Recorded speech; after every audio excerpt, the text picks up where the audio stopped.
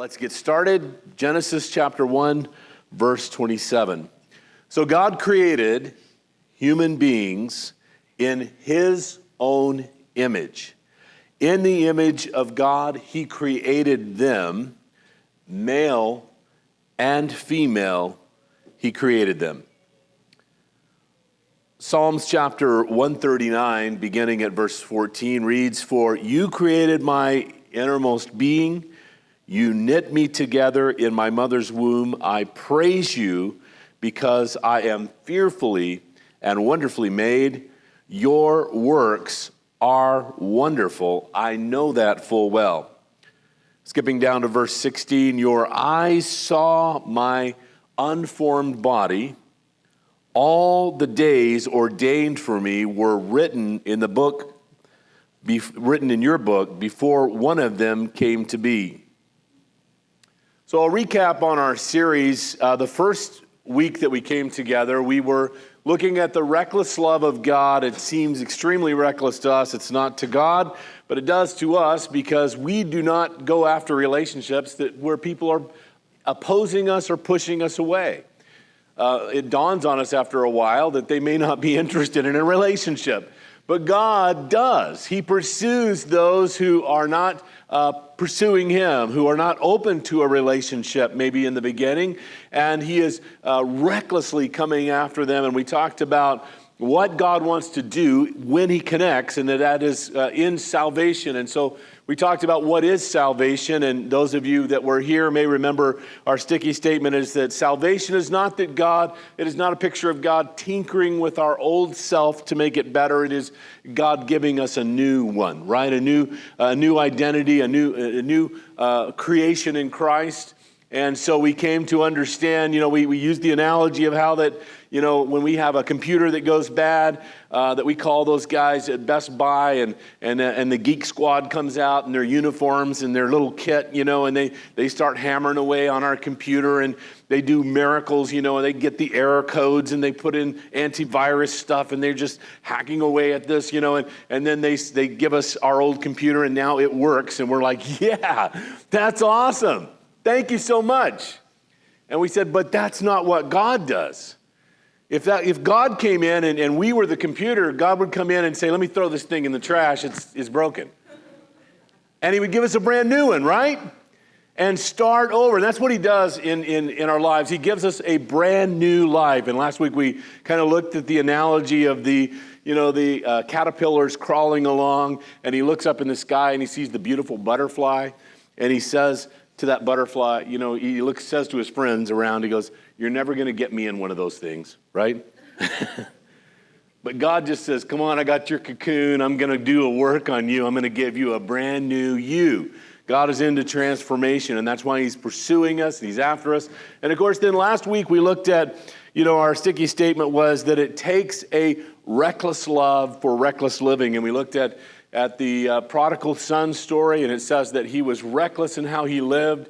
He took the inheritance early. He disparaged his father, his family, his home, his upbringing, and he went off and he spent all that he had and wasted the money away and lived recklessly. And yet his father loved him when he came back home and received him and gave him the inheritance back and owned him again, brought him in as a son or a family. You might remember, if you've read this story before, that he had kind of like memorized a speech that he was going to give to his dad, because when he was really bad off and he was starving, he was hungry, he started thinking of this speech, about the way to get back in the home, because he's thinking, even the servants in my father's house, even the people who serve there, they eat well. They have a safe place to sleep. They're taken care of. They have clean clothes to wear. My father's good to the servants. So I'll just go back and I'll say, receive me as a servant. But the father never let him have that speech, did he? He didn't let him. As soon as he opened his mouth to start to talk, the father interrupted him. And he sends everyone out to gather various things, to bring a ring and a robe, so that this prodigal could be identified as a son again. And that's what God is all about. It takes a reckless love like that for the reckless living. And so I guess it brings us to the place of a question today, which is kind of, why do we live recklessly? Why is it that we are reckless often in our lifestyles? We are reckless in our finances. We are reckless in relationship. We are reckless in our character.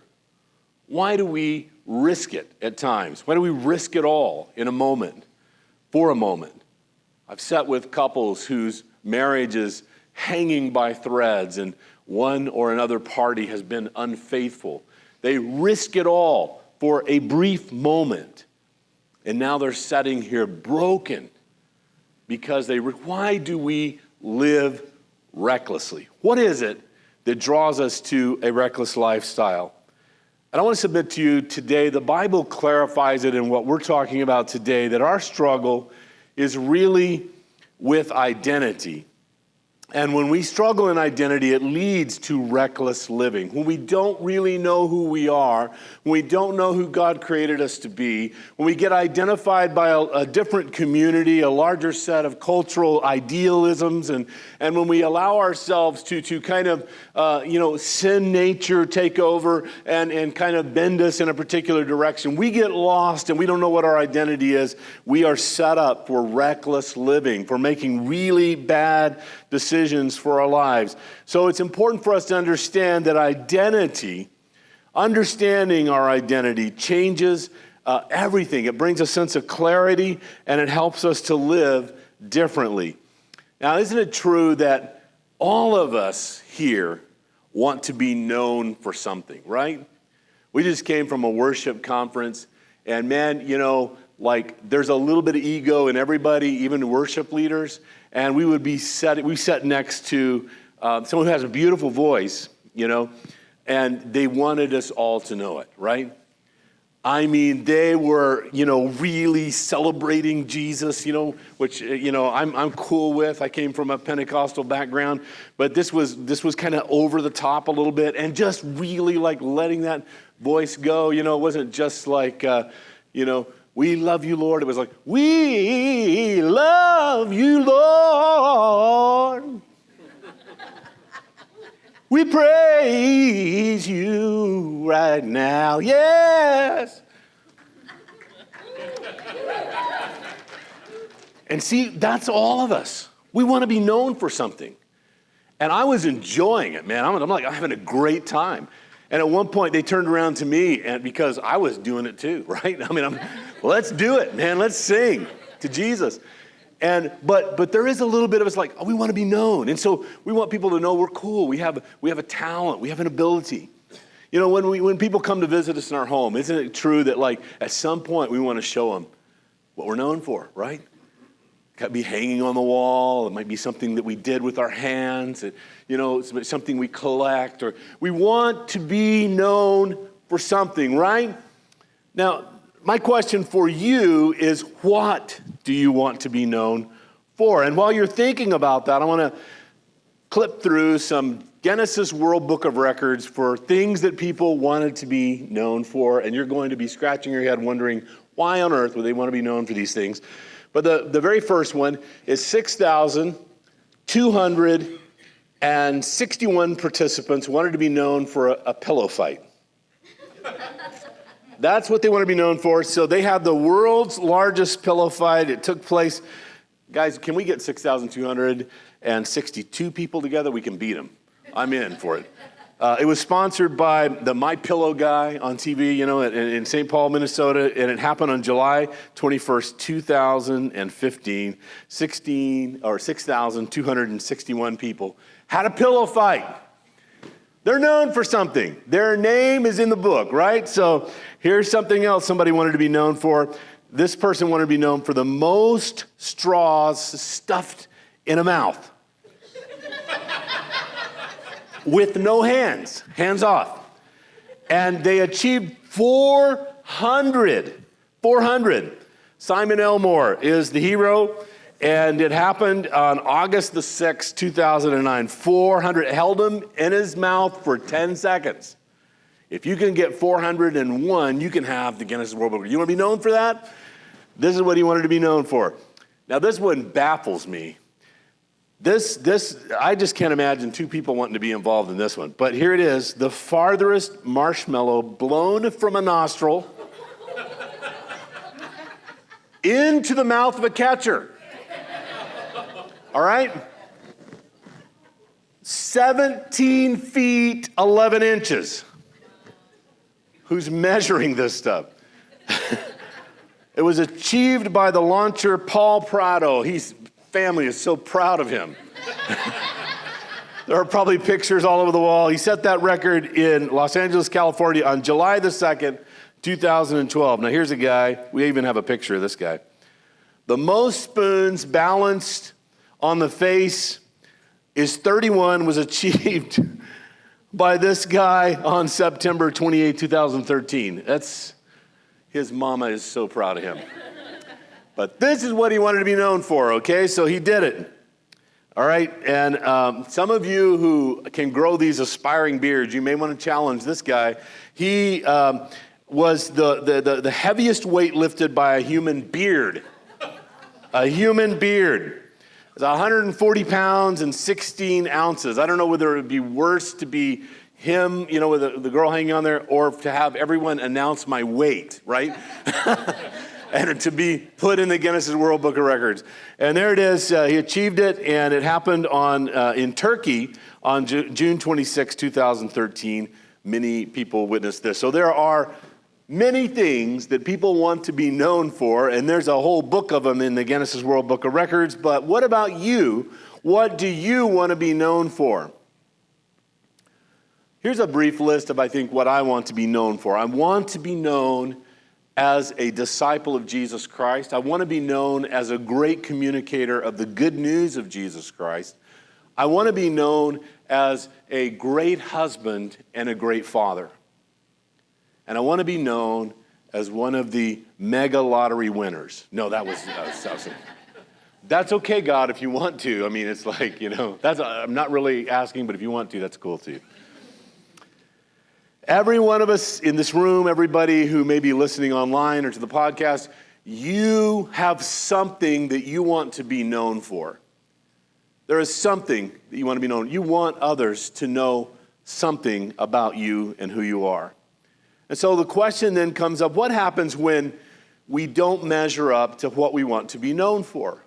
What happens inside of us? What takes place with us when we don't reach that goal, when we don't accomplish what we want to do, what our dream is? It doesn't happen. I want to submit to you that I know what we do because I do it myself, and that is that we start managing our image when we don't measure up, right? We start managing our image so that we look a little better and a little more presentable. But the only problem with that is that when we start managing our image, we create an imaginary person, not a real person. And when you are something on the inside that you don't portray on the outside, that's an imaginary person. You're not really who you were designed to be. And it becomes impossible to have genuine, real relationships, and intimacy is often unsuccessful because in marriages, because we're not really who we are. We're managing our image, and every once in a while that who we are pops out, and someone may not like that part of us or whatever, and so we are constantly struggling to try to manage that image. And the bad news really gets worse for us, and that is the moment that we start pretending, we stop growing as a person. The moment that we start pretending, we stop growing as a human being, as an individual. We don't get better. We don't get deeper. We don't get wiser. We just stop growing when we start managing our image. Now, how do I know so much about this? Well, I'll tell you honestly, because I've been a pretender too.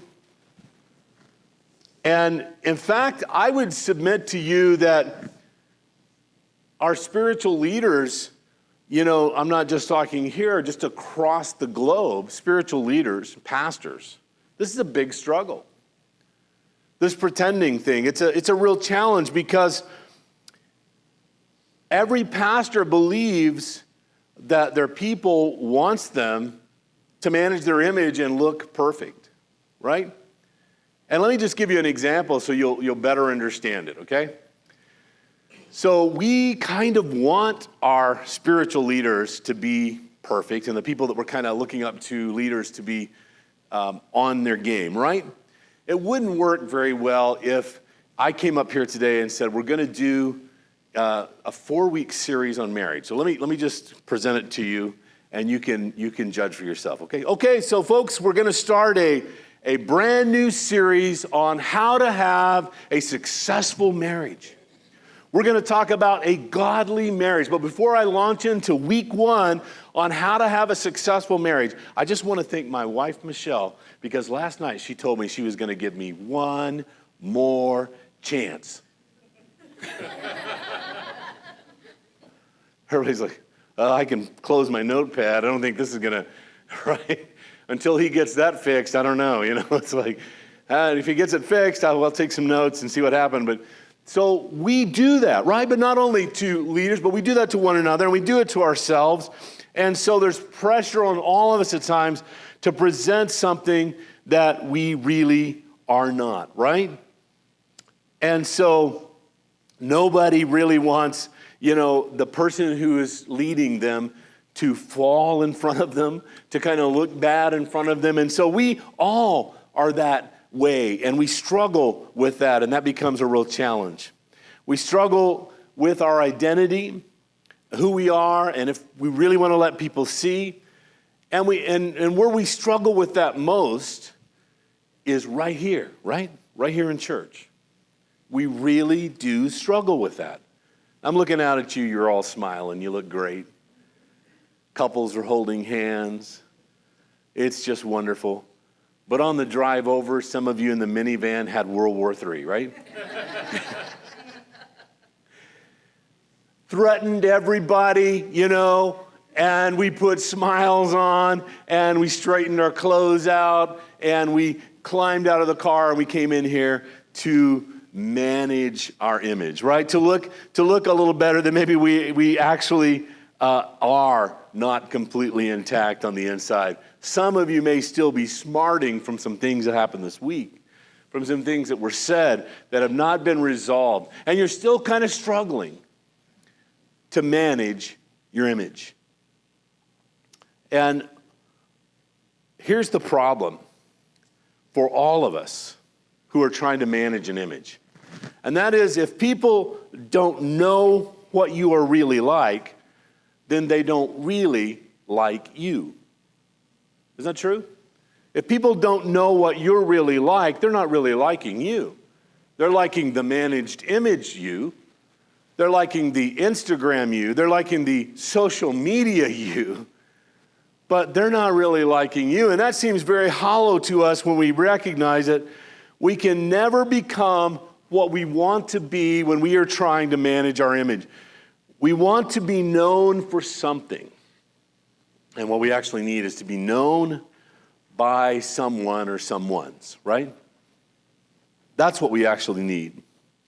And when you find a group of people that accept you the way you are, you kind of let your hair down, you're a little honest, and you find that group of people, even if it's an unhealthy group, you're drawn to it, right? You're drawn to that group. And here's what we say when we find those someones, right? We say, man, those people are real. I'm so glad I found out, that group of people, because they're real, man, and I can be with them and I can be real when I'm around them. So we're going to sing a song together, okay? We're going to do this twice today, but this is the first time we're going to sing it together. I know you know the song. I'm going to sing the opening line, right? Go ahead and put it up here so they can see it in advance. There are 2 lines after that you sing, right? And you can't forget the bum, bum, bum, right? That's the important part. I'll sing the next 2 lines, and then all together we'll sing the last line. All right, are you ready?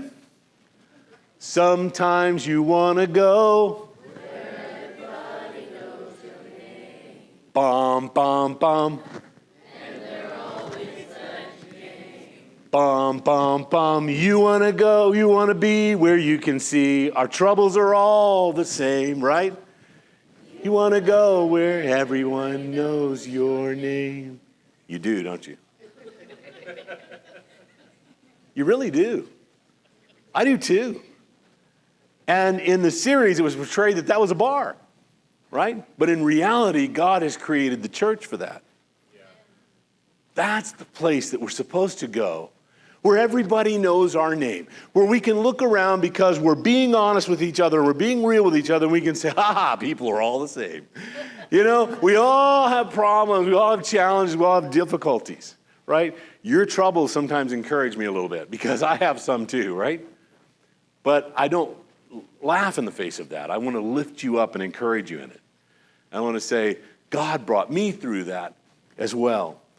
And that is what God created for us. But how many of you have heard the statement from others, and it's even rang true maybe in your life, and they've said something along the line of like, I don't go to church because it's full of hypocrites. You know, a group of people that are not honest and not real. I hang out with some people who are honest and who are real, and that's the group that I want to hang out with, right? And maybe they're right. Maybe the people that they're hanging out with are more honest, are more real, or maybe the people they're hanging out with are the first people that they've been real and honest with. And maybe they'd find if they came here and they were real and honest, that this would be a group of people that would love them and care about them and accept them. Maybe you feel more comfortable around that group because you allowed yourself to be known in that group. There's a real danger for us when we don't have a proper identity from God. When we have a created image that we are managing ourselves or we are getting from someone else, we are in some kind of a distorted image, crisis of identity. And many people, you know, are involved in situations like that, and they're calling something real that's not real. It's a projected image given to them by groupthink, or a projected image given to them by culture, or a projected image because of the sinful nature of their lives. And so this is who I really am. And these people know me and these people love me because this is who I really am. And so there's a huge confusion because there's an identity crisis. And there are two questions I want to answer quickly over the course of the rest of this message, if you want to write them down. The first one is, so how do we get in touch with who we really are? Write it down however you want. How do we really come to understand what our identity is? How do we get in touch with who we were created to be? Not be distorted and not gather it from culture and not gather it from groupthink and not gather it from our sinful nature and the things that we're doing. How do we get clarity on our identity? And the second question is, how do we live real with the people that God has placed in our lives? How do we live real with the people that God's placed in our lives? So the passage we read a moment ago out of Genesis 1 and 27, theologically, it is the section where theologians say, call it the Imago Dei. It is where it is talked about God's image placed on us. In our very nature, God created us in his own image. So God created human beings in his own image. In the image of God, Imago Dei, he created them. Male and female, he created them. This means that we are rational, thinking, free will beings. This is the way that God originally created us. John Piper says in his classic book, Desiring God, he explains that God has designed each one of us with an innate desire to pursue happiness and flourishing. That's inside of you naturally. God placed it inside of you. It's the enemy that would like to turn it for the bad and get your identity confused. But that is really the way God, to pursue happiness. When they wrote the American Constitution in the preamble, that was not their thinking. That was God's thinking. God created you to pursue happiness and to flourish in place where he's created you. And then John Piper goes on to say, but the problem is this, not that we seek pleasure, but the problem is that we seek pleasure from idols outside of a relationship with God. Our pursuit of getting what we want outside of God has brought an identity crisis into all of our lives. And we start pursuing idols. We start pursuing things that damage our identity, that blur the lines of what God has created. It's what our identity really is and what we're intended to be. He goes on to say it in the passage of Psalms 139 we read earlier, "For you created my innermost being. You knit me together in my mother's womb. I praise you because I am fearfully and wonderfully made. Your works are wonderful." Looking for our identity outside of God brings confusion and ultimately an identity crisis that rises. Verse 16, he said, your eyes saw my unformed body, and all the days ordained for me were written in your book, written in your book before one of them came to be. What does that mean for us? That means that you were planned by God, and your days were planned by God. He is in your today, but he's also in your tomorrow, and in the next day, and in the next day. He has planned for you every single day. God has planned. Now, how do we get in touch with who we really are? And it sounds simple, but it's a little harder than you think. How do we get in touch with who we really are? The first thing that we have to do is get real with the designer. Get real with the designer. He sees past your managed image. He sees into your heart. And he doesn't want your surface conversations. He wants you to get real with him. If you need him to come and transform things in your life, you need to talk real with God. You need to open up the honest and in an honest and in a way of integrity with God and talk to him. One of the things I love so much about the Psalms is that they get real in a hurry. There's a raw quality to the Psalms where the writers they just lay it on the line. Listen to this out of Psalms chapter 51, verses 2 through 4. This is what I'm talking about. Get real with God. He says, "Wash me clean from my guilt. Purify me from my sin, for I recognize my rebellion. It haunts me day and night.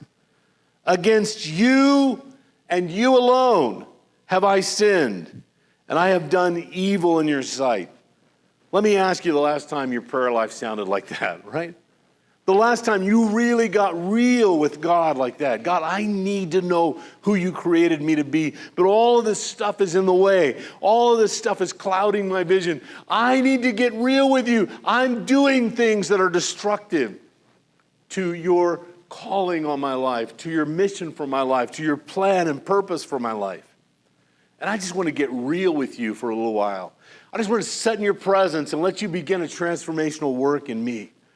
That I can be real with you, and then I can know how to be real with my church.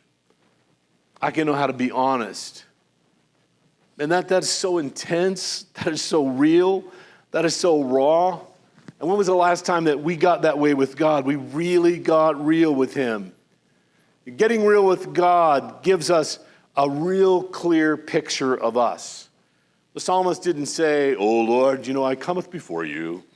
I may have slipped up a little bit somewhere, made a little mistaketh, but now if I cometh to you and asketh that you would helpeth me."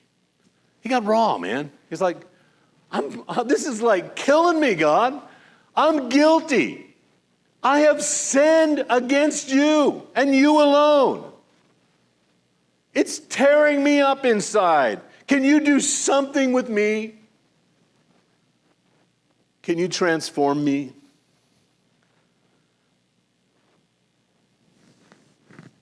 When we get real with God, it exposes the incongruence of our lives. The image that we were trying to portray doesn't measure up when we get real with God. I'm so ashamed of what I was trying to portray. God, that is not me at all. It puts us in a position for transformational change when we get real and raw with God. Second question that we ask, how do we live real with the people who are around us? And the best news of all is that's what this thing is. We begin the year by saying 52 hours with God. You know, I want to challenge you every week to check your calendar. How you doing on 52 hours with God? And let's start with just looking at our Sundays. How many of those have we given to God? To set aside to come to worship, to be the family of God, to be the church, not to go so the pastor will feel good, there's a good number there, and he's got somebody to talk to, right? But because we need each other. We need what happens here, and we cannot reproduce it in the course of our week, no matter how much we try. We can't reproduce the gathering of God's family. And what happens in these few moments when we get together? And the Holy Spirit speaks into your heart through a song, through a word, through a hug of somebody that is in your family that encourages you. You cannot reproduce this. You're in the place where you were designed to get real. Are you ready to sing again? Let's do it. Put it up on the board. Sometimes you want to go. Bum, bum, bum. You want to be where you can see our troubles are all the same. You want to be where everyone knows your name. Worship team is coming to bail us out, right?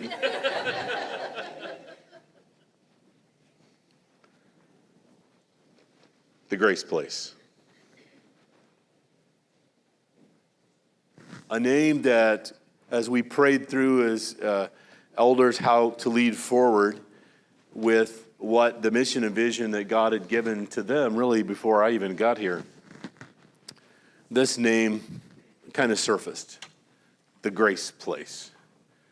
It's not the name of this building. It's not the name of the address, 1500 Royston Lane. It's not even our legal name. If you look at our legal name, it's called Grace Christian Center of Austin, Incorporated. This is the name that we believe God wants to put on our hearts. That He doesn't build buildings to house the church. The temple was torn down twice, the earthly temple. Today you can go and find many that are putting their hands against the remaining wall from the second temple.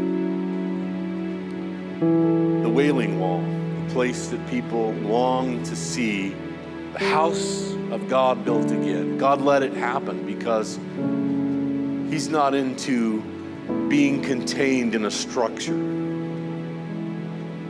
He wants His place in your heart. His place of grace, His place of mercy, of hope, of redemption in your heart. So we wanted to gather a people together that would say, we're going to come here corporately, we're going to use this building, we're going to worship, we'll use it for education and for growing and learning in God. But we are really His church. We're the living stones that He builds His church out of. So when we go back to our communities, that's where the Grace Place is. The Grace Place is at our schools. The Grace Place is at our work. The Grace Place is at HEB. The Grace Place is at Dell. The Grace Place is at Dairy Queen. I love it when the Grace Place goes to Dairy Queen. Right? Wherever we go, that's where the Grace Place goes. And that's what we wanted to convey to you. We cannot be the church, though, until we get real with God. You're not going to get real with me. I'm not going to get real with you until I get real with Him. Right? This worship conference that we were in, these moments of God just breaking all of us, tearing down the fabric of the image that we had built and just connecting with Him in such a real and powerful way. walking away from there saying, man, now it's so much easier to be real with everybody else in my life. It's so much easier for me. There's so much pressure off trying to manage this image, and everybody thinks I'm perfect and can do no wrong, to like, here I am, a broken vessel that needs God so desperately.